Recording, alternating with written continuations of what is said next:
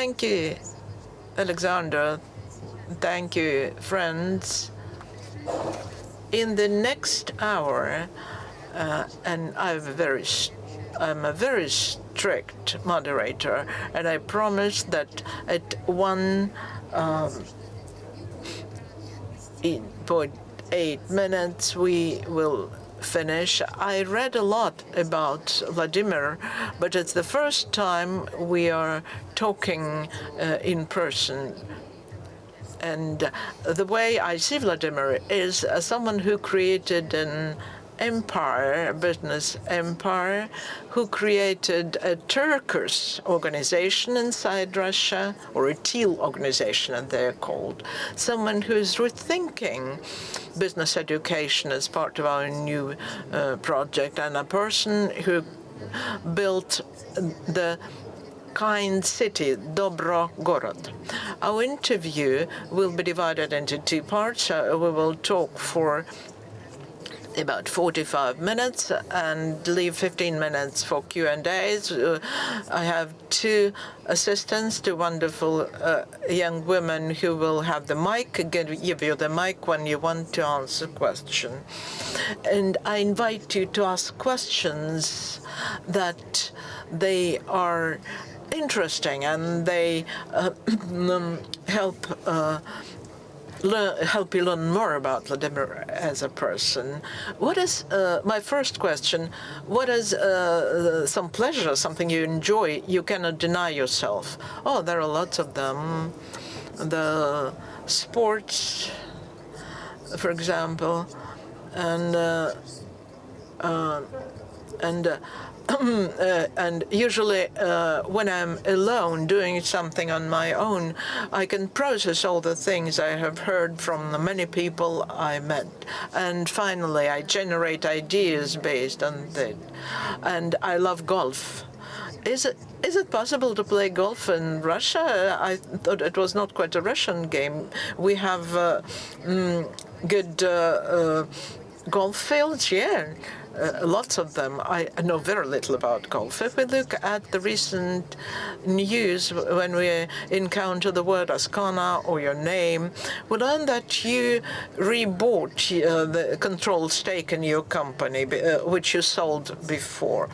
Why did you do that? Why did you return your control stock? Everything except emotion, maybe. The need.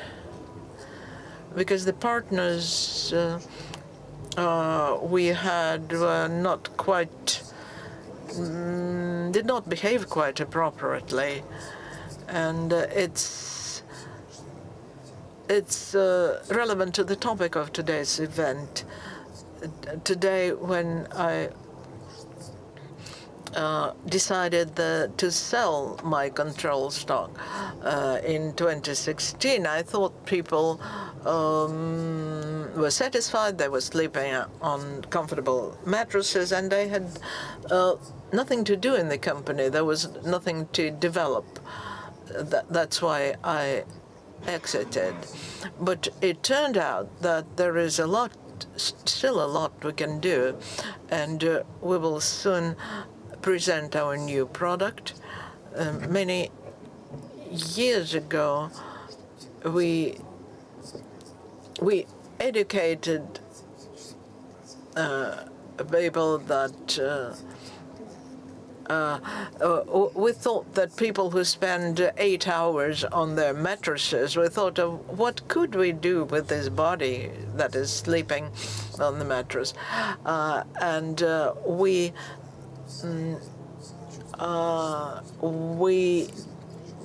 decided to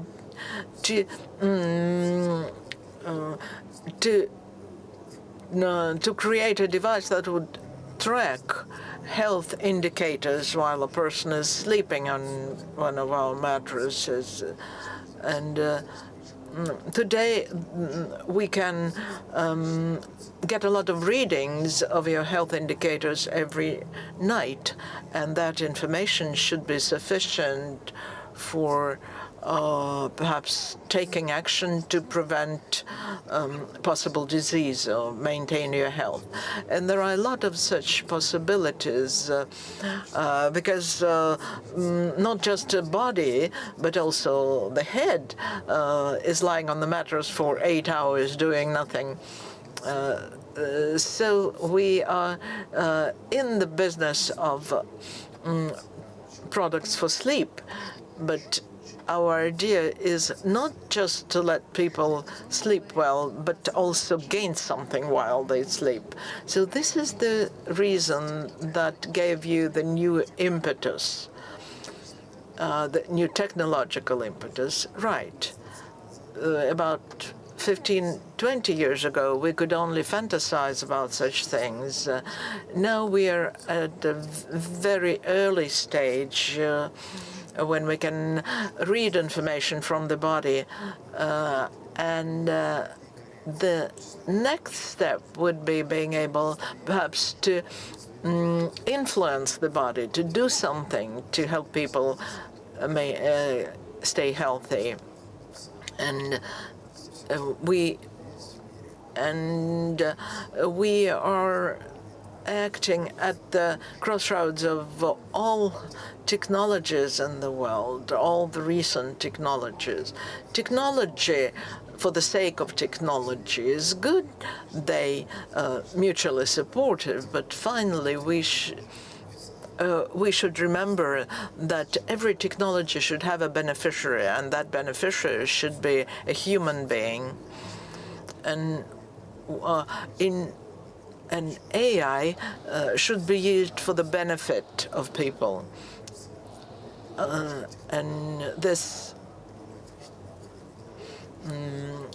And when you have this general idea, it helps you understand what to do next. I will clarify about AI. As you rightly say, you use the technologies that are available. You do not develop your own. But where does AI fit in? Because over the years since 2016, everything has changed, and AI seems to have entered our lives forever. Is Askona what is called AI native? How much you are prepared to let AI into technologies where the human being is sleeping on the mattress for 8 hours? But is there any place for AI in management or other aspects of Askona? I personally believe that, as usual, all great things start with some kind of hype. AI today is at the hype stage, and many developers say that they develop AI agents that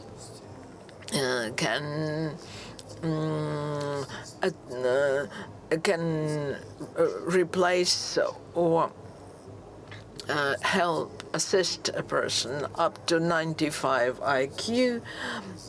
They claim they can develop AI agents that they can replace some business processes. 95 or 100 IQ is a good thing, and some of our processes where we can use AI, we will use it. It is not some passing trend. It's a necessity, because the demographic situation our country and the world faces is that human resources and the workforce is dwindling, and the prognosis is terrible.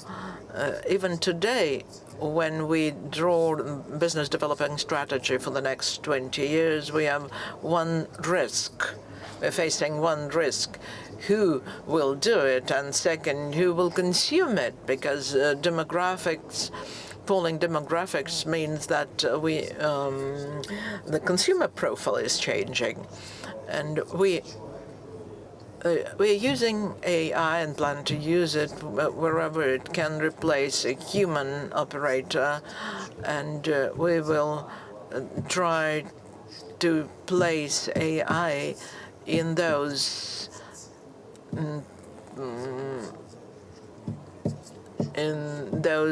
positions where it can bring most benefit. I will add just a few numbers so that we are on the same page. You said in 25 years we will see a dramatically different situation is 2050. Many of us will be part of this world. People who will be 65 plus will be the double, 6 times more than people who are below 20 or below 12. Indeed, this is a huge shift.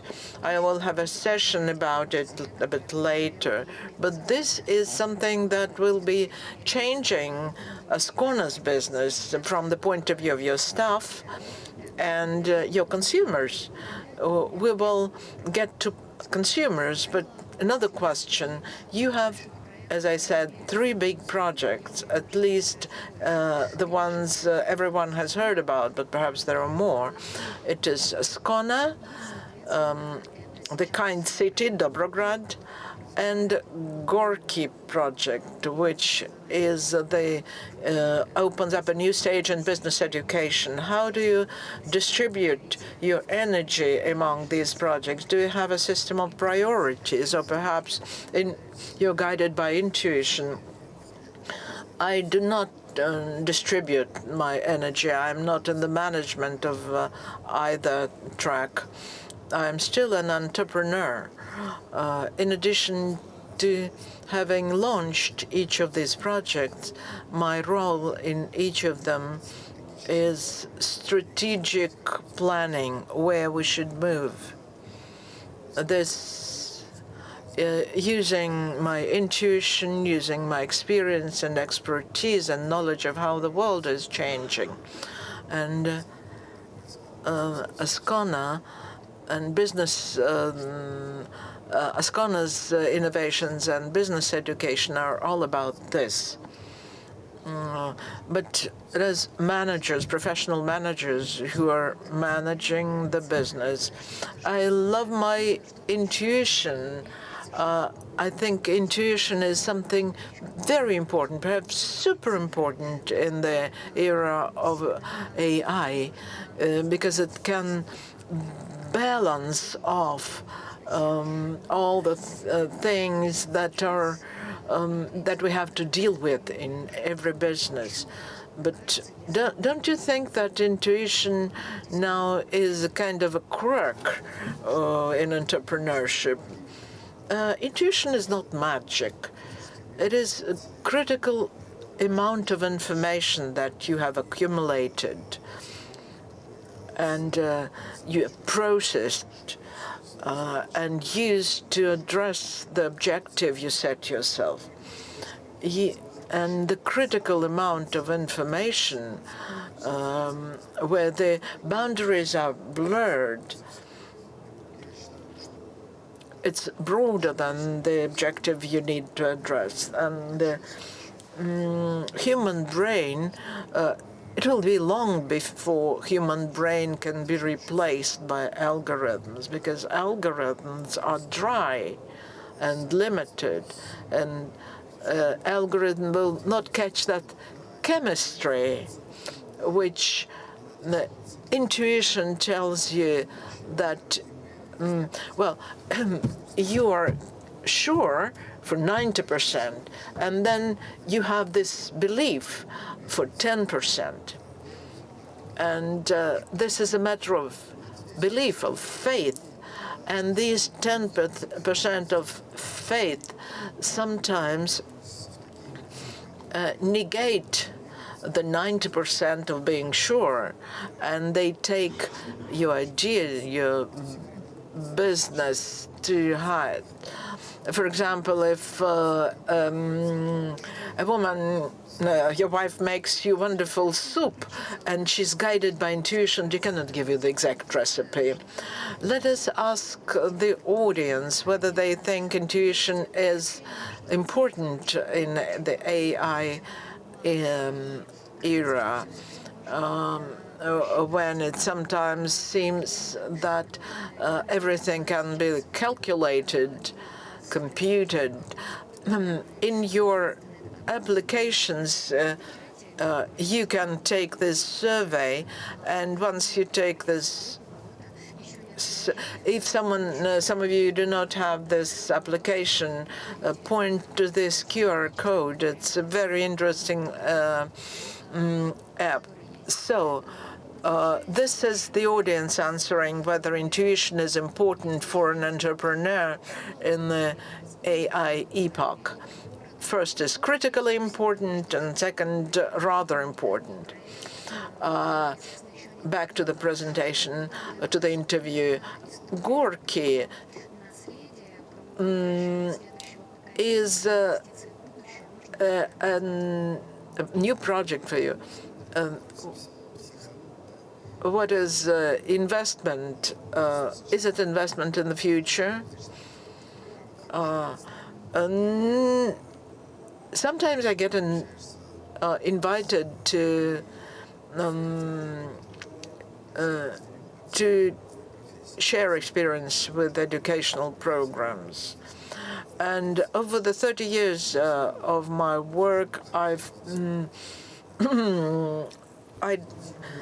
found out that a business person and a business manager and entrepreneur are two different things. A business owner or business manager should have professional knowledge. They should know how to manage their business. And an entrepreneur should be able to launch a business, to overcome barriers. And actually everyone goes through the same barriers and challenges, regardless of the company's history and capital. They all 95% just die off, and then most of the others just get frozen at a certain stage. For 4 years, their earnings, their revenues were increased by 100% per year, and then suddenly the increase dropped by 3 or 4% per year. But why? No one teaches that. No one teaches people to deal with that, at least here in Russia. And at Askona, we have a lot of experience with that. And and when we talked with other businesses, with the people from various generations, across generations and across industries, from classical commodities to digital business, they all passed through the same stages in the life of their company. And we decided to offer a course to entrepreneurs, which is not about business. It is about the model of behavior, about being able to understand what's happening with your company and what's happening inside your company, so that your company can break this glass ceiling. So it grew out of my desire to nurture entrepreneurship. We have still a very small portion of entrepreneurs, real entrepreneurs. And we entrepreneurs need to compare ourselves with someone. We need some benchmarks, and the proportion of entrepreneurs is too small, and we have just launched our business school, and we'll see how it goes. Well, thank you for your answers. No, zero answers. Intuition is not, or rather not important. Critically important comes first, followed by rather important. Thank you for being on the same page with us and looking at things in the same way. Speaking about models, and here I'm treading on thin ice. There is a picture on the internet with a collection of Turkish organizations, including Askona. No, definitely not. I know what is a Turkish company, Turkish organization, or Teal organization, as they also called. And we started 15 years ago, where this term did not exist, or 35 years ago. If the term was not there, it doesn't mean that the concept was not there. The model of management in a company can be only one that the founders pursue, that the founders believe in. If the founder is not Turkish, their company won't be Turkish, and they won't be able, even if they try, they cannot make their company a Turkish organization. The team always follows the leader's style. It is not about efficiency. I know some blood red companies in Russia. There are some such companies, and they still show wonderful bottom lines. These are people who together pursue this style of communication, style of leading their business. In Askona, I have nothing to read about business management, or no one to ask. And I found a niche that I found a community. I found a model. And model for my company is family, where children grow and are nurtured, and they have the right to be mistaken sometimes, and the leaders should nurture them. And I adopted this family-like model of a company. Whether it's a Turkish company or not, I'm not sure.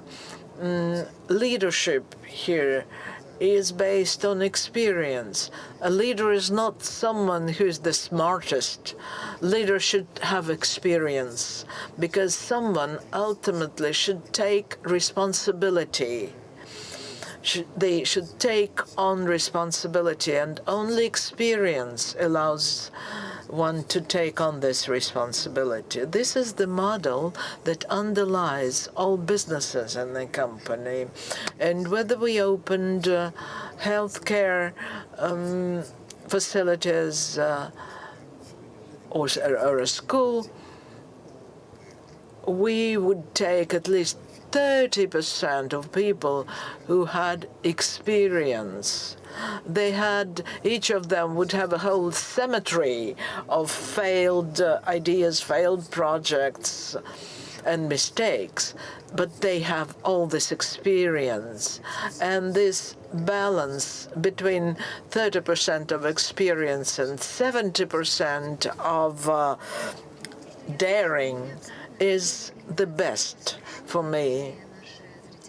And we have another survey, and I would invite, my intuition prompted me that we will need that survey.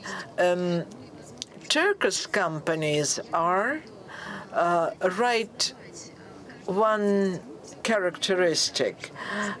And I hope we will prove to you, Vladimir, that yours is a Turkish company. And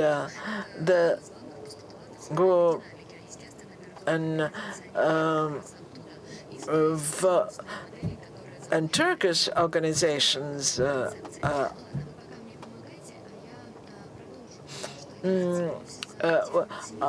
I will latch on to your words about family. It's not only in Askona, your city, your Dobro city, kind city, is also based on this model, because you place families, the comfortable life for families,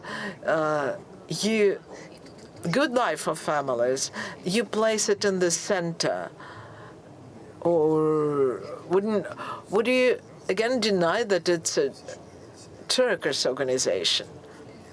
What I understand about Turkish organizations, they are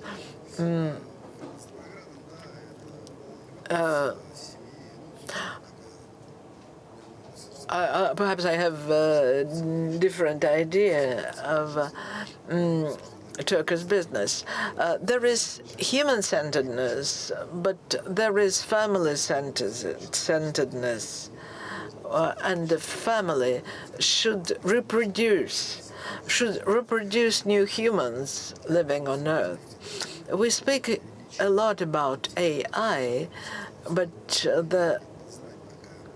we cannot even start to understand the intellect that started life on Earth. And the intellect behind everything living now allows us to be the authors of AI and other good things in life. A family is a natural part of the life cycle which continues and reproduces life. That is why we take the family model as the core of our business. And Russia is placing Russia and China may be the countries that play the highest value on the Institute of the Family. Why I know that? Because, Russia lived through a lot of challenging periods in its history. And family, perhaps, it's the ultimate place where you can find support. We are, over the last decades, there have been attempts to undermine the family. 35 ago, there was a different country and different technologies and lifestyles. Entire life is different now. So we need to now our hypothesis is, and once again, we want to play with things. And the question now is why people don't have many children, why they don't have children earlier. One of the reasons may be that having children and raising children is expensive. for the family. When you calculate all that, it's quite expensive. 100 years ago, children, once grown, will bring revenue to a family. Now it's expense. Can a child bring revenue to the family? Why not?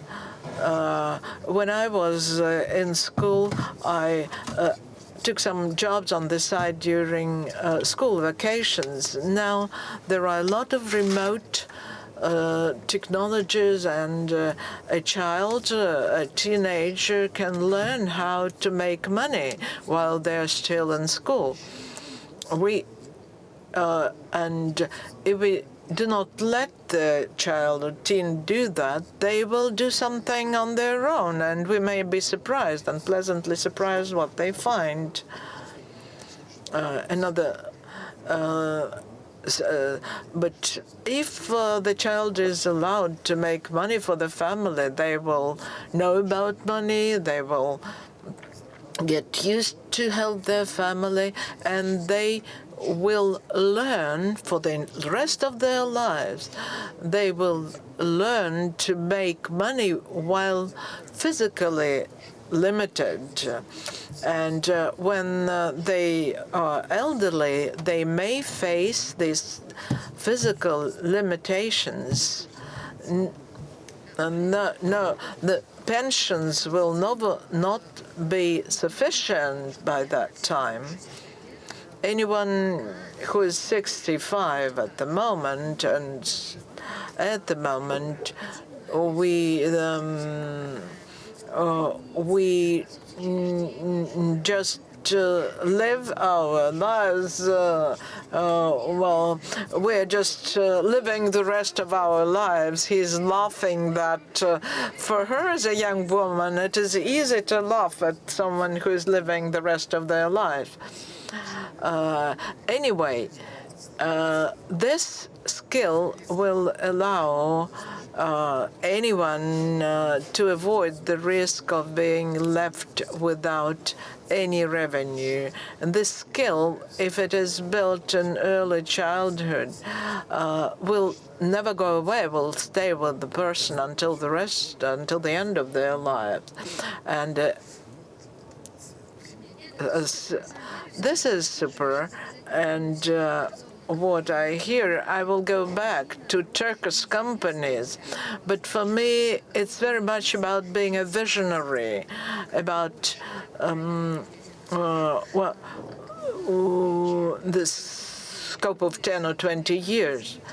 Where do you take your ideas? Do you analyze some trends, or perhaps it's some built-in attitude, or you meditate and it comes to you? It's just business approach. The thing is that we don't have publications in Russian business media about, well, there are some publications, but there are not exactly the ones where you can find globally the ones that can be found in global business community. So these are global trends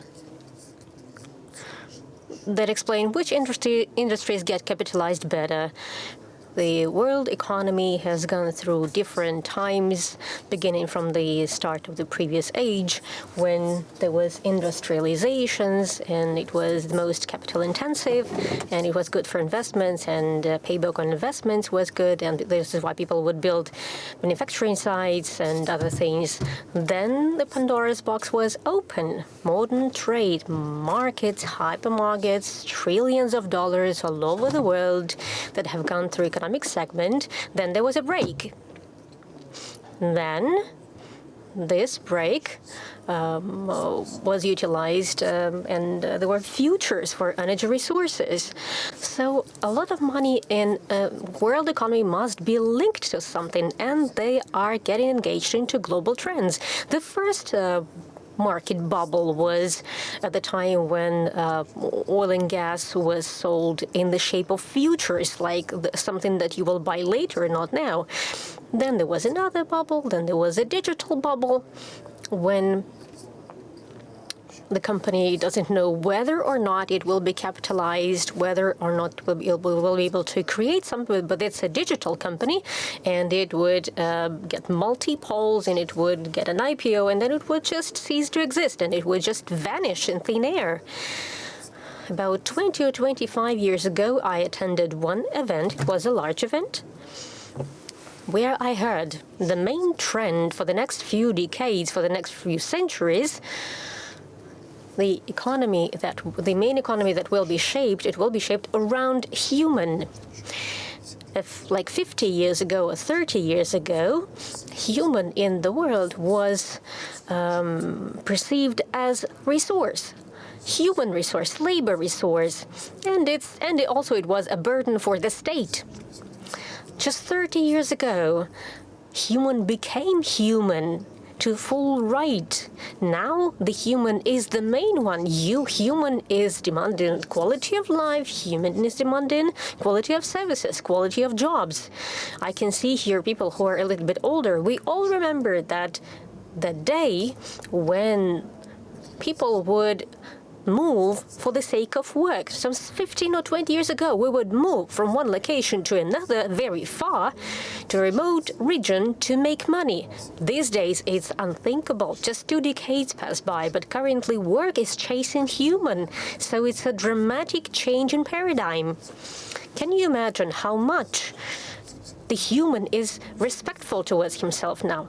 So all the businesses that are aimed at improving the quality of life for human, at improving the quality of society, at longevity, at extending life expectancy, all these businesses are bound to extend the market, and they're bound to succeed in the next years. Even in the name, we have Askona Live Group, ALG, Askona Live Group. We are about life. Everything that relates to human life is about us. Sometimes I have business ideas that are to the side from it, somewhere else. My management keeps on saying, let's focus on one thing so that we have synergy in business. So today, as an entrepreneur, I have the right, and my management, unfortunately, limits my rights. They are focusing me on laser focus. Okay, let's check. On Askona Live Group, is the team mindful and conscious? No?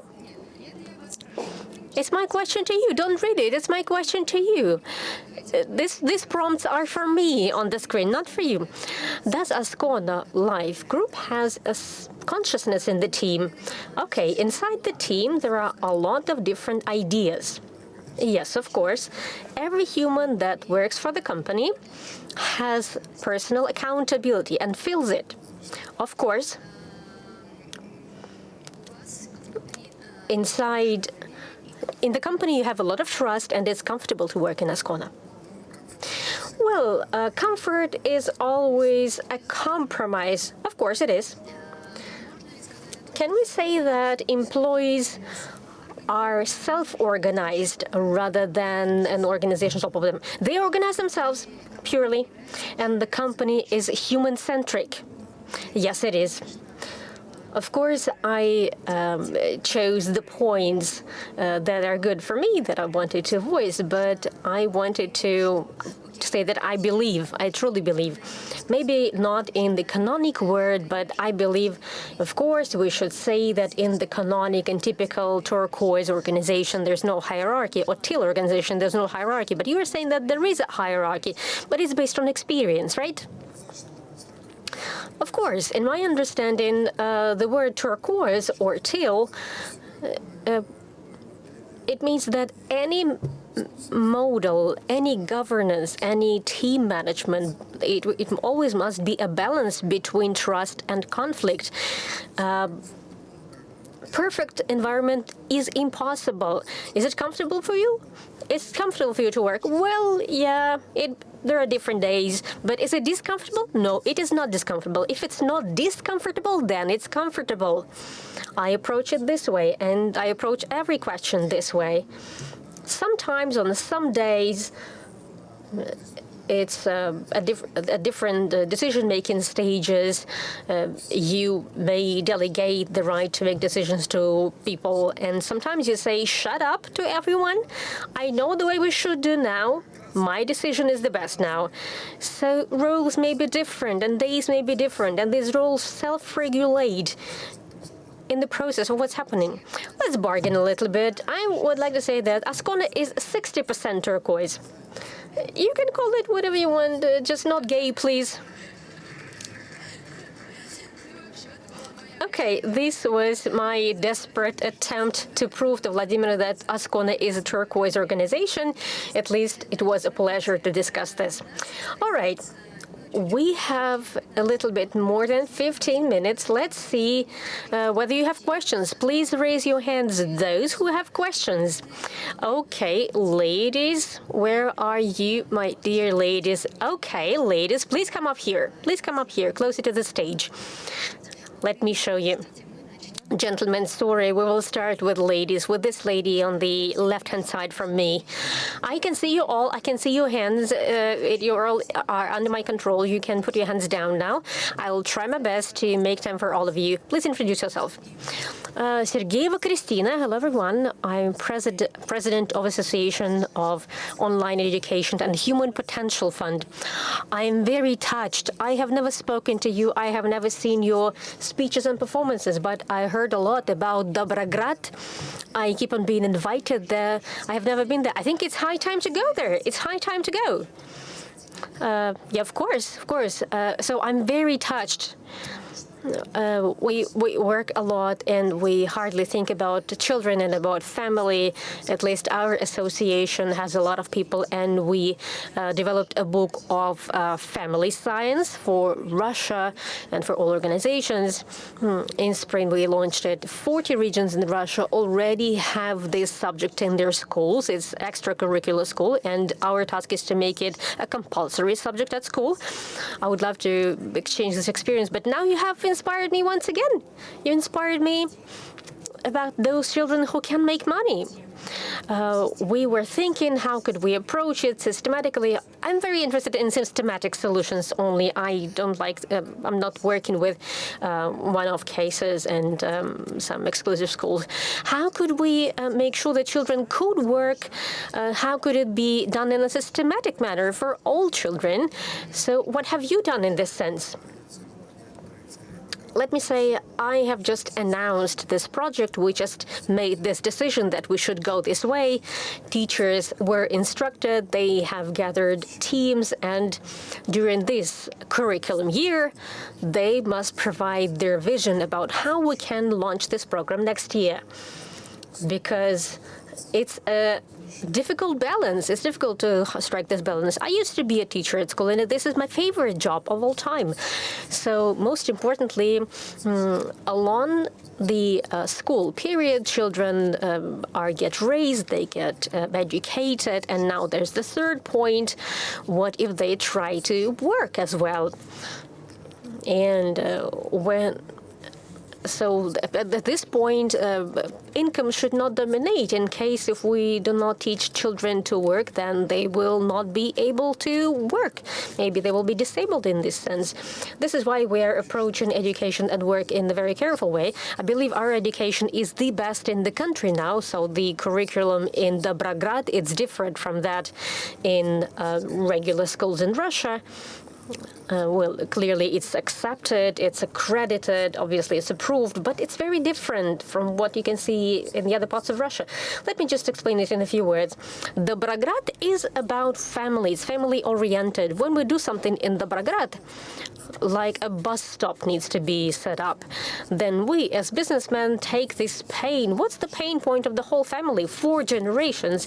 If the whole family is on a bus stop, have you ever thought about this? But they have different pain points. When they're together, they have pain points, and we need to solve their pain points.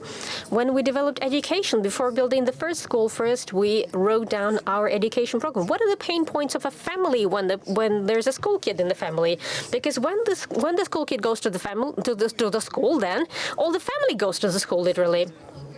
Give a round of applause. Yeah, I think this statement is worth it, really. When a kid is a school kid, yeah.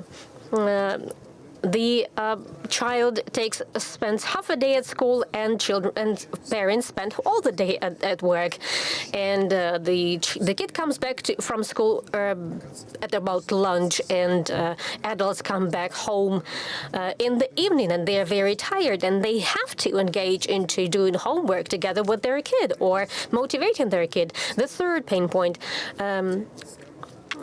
Teachers, private teachers, and they are super costly. They take a lot of budget of the family, and also logistics. Like children go to a school and to private school, and also some tutors, and they take up to 70% of family budget.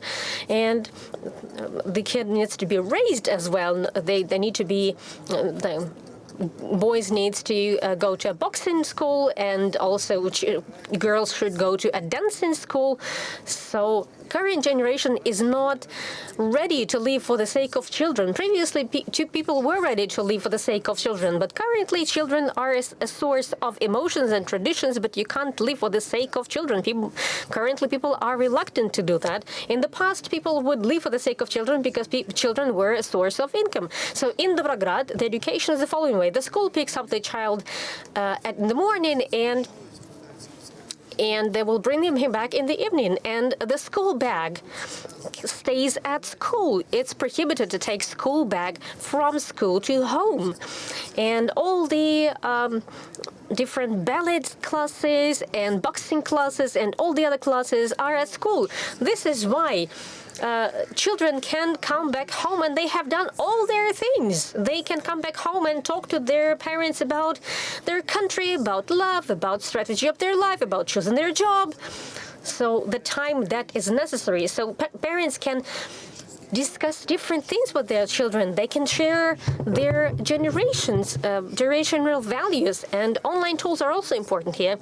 I have just announced that we have this task. I am certain that we will find a solution, and that we will test this solution, because the most scary thing in teaching, in upbringing children, I think it's more scary that it's more serious than in healthcare industry.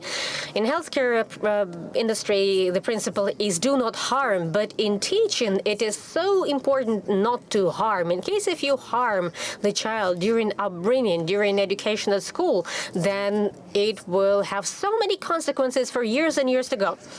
But aside from that, we should go to Dobrograd. We will go to Dobrograd together, right? A little bit later. This young man was one of the first ones. Yes, this one. He's raising his hand right now. Yes, I can see you. I hope we can take 2 more questions. Unfortunately, we don't have that much time, but I hope we can take 2 more questions. Good afternoon, Vladimir Mikhailovich. My name is Ivan, Association of Entrepreneurs and Patriots. I'm entrepreneur and patriot. My question to you, what is the purpose of your life for the next 30 to 50 years? What are you doing it for?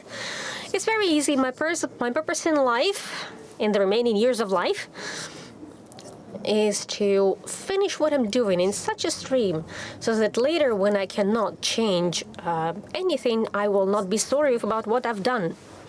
The most scary thing, I have seen these things, but the most scary thing is when life passes by and you realize at the end of your life what were your mistakes, and these mistakes may turn out to be fatal, but you can do nothing to change anything, to correct anything. It's not scary to make mistakes when you're 20. You can change the track of your life when you're 20. But when you're 50 plus, then your every mistake most likely will be your fatal mistake. This is why I don't have any other purpose. I will just carefully build my life further in order not to be sorry about how I finished my life. Yeah. There was a question on that side. And due to this, we have a track, Entrepreneurs and Patriots, and how they unfold their purposes and their ideas. I know a lot of your people would like to invite you to our event that relates to predecessors. You are one of the people who changes the norms, who makes breakthroughs happen, and entrepreneurs do breakthroughs, and then they switch to the state. Let's discuss this in the open dialogue. With pleasure. Recently, I attended your event, and Mr. Sedov was mentioned by me as the person whom you should definitely pay attention to. It was held at Lubyanka, a beautiful place, a beautiful mansion or something. When you say Lubyanka, it doesn't sound very nice, because in the history it used to be the police place. 2 questions from here. Good afternoon, Vladimir. My name is Vladimir Sedov. I'm an entrepreneur from St. Petersburg. It happens so that I am familiar with top management of Askona. We work together and we were in some offsites. Indeed, great people work in Askona. They're really like a family. And when I came here to this event, I found a similarity between Sbercity and Dobrograd. Are there any borrowings here? I believe this question is not to us, but the question is to German Oskarovich Grev, simply because of the sequence of events. Sorry, this is the way I see this. Look, usually I'm less politically correct, but now I will try to be more politically correct because I am at the premises of Sbercity. The problem is usually, my elder people would always teach me first focus on who, then on what. No matter what you do, no matter where you are, no matter what you're creating in life, no matter what you're entrepreneuring about, first who, then what. Answer these questions in this sequence particularly. I can say for whom we are building Dobrograd, the city of Dobrograd. We know who. We have the answer to the question who. We have all the ins and outs there. Currently, I have not heard an explanation about, I haven't heard the answer to the question who for Sbercity. There are different words, different statements, technologies, so on and so forth. If we talk about city cannot be, there was one entrepreneur, a famous entrepreneur, and this entrepreneur still exists, and he says, long ago I wanted to build a city and I bought land in Siberia and I asked him for whom? For whom did you want to build this city? Because most importantly, you should understand for whom you're building this, because Moscow is the capital, it's for everyone. When you build a small city or small town, it should be for someone, it should have a core audience, otherwise it will not work. This is the standard in these projects. And he told me, I thought I would build a city for those who don't like alcohol. For sober people, I thought, have you quit drinking? I'm thinking, oh, great. You're in the detox stage, and I'm living here at your place currently because this is organic for us. But in a few years, I will be toxic. I will start drinking. Shall I leave the city at this point? So the value of who and for whom, this is the key component of success. If we're talking about the city, if we talk about a neighborhood or residential complex or something like that, first you should answer the question who and then what. We know exactly who. Dobrograd is greater. Sorry, I guess Vladimir could not be objective here. Of course, he would favor his project better as well. One more question, and then we will try to have some time for your question as well. Vladimir, Tatyana.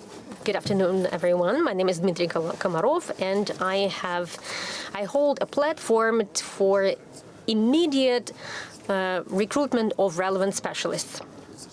I guess Vladimir gets a lot of offerings and requests to meet with different people. What are your criteria when you're making a choice whether or not you want to meet this person? What should be the person that you would like to meet? Well, I've received a lot of these requests indeed, and currently I do it only in the location of Gorki. Entrepreneurs teach there and the entrepreneurs study there, so there are different options happening there. So all the time that I have a calendar for this, and a lot of time is dedicated to communication in different formats. Aside from that, I'm not talking to people. There's one more question here in the middle. Yes, please. Lady wearing yellow sweatshirt in the hallway. In the aisle. Hello, colleagues. Vladimir, Tatyana. Hello. Thank you very much, Vladimir. Your speech was very inspiring. My name is Yara. I'm from Belgorod. It's State University by Shukhov.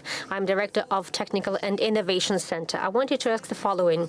In our university, we're currently implementing technological entrepreneurship track so that students become entrepreneurs, but technological entrepreneurs particularly. We're trying to work with SMEs and with large companies.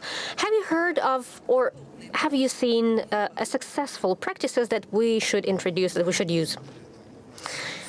Actually, I'm already a part of, or I was a part of, one team that was trying to arrange something similar.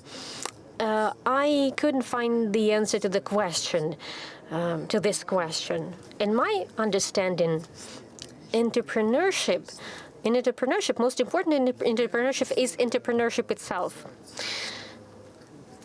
Creating some sandbox, whether it's a university or a city or a cluster or whatever else, where you're saying technological entrepreneurship will take place here, then it means that tech is first and entrepreneurship in second in this sense.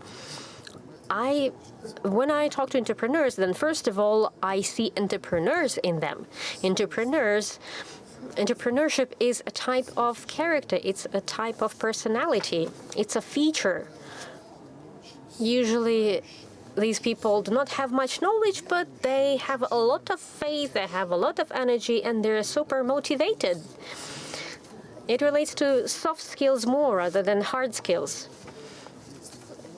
So when an entrepreneur has already made one attempt, when I hear that there is a great technological university and you're great entrepreneurs, and why don't you just come and explain to people how to become entrepreneurs?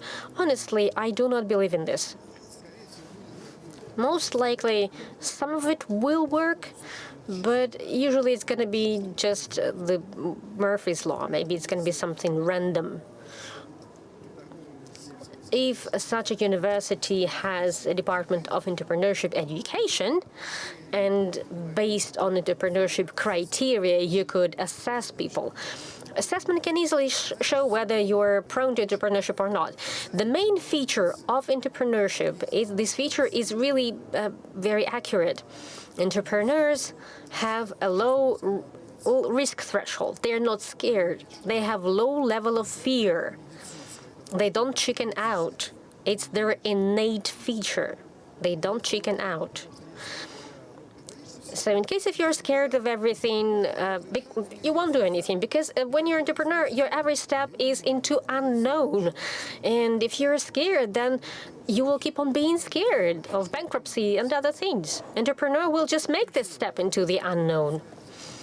So when you want to create a department of entrepreneurship education, and in case if you will just assess only those people who are fearless, who are prone to entrepreneurship, then within one university,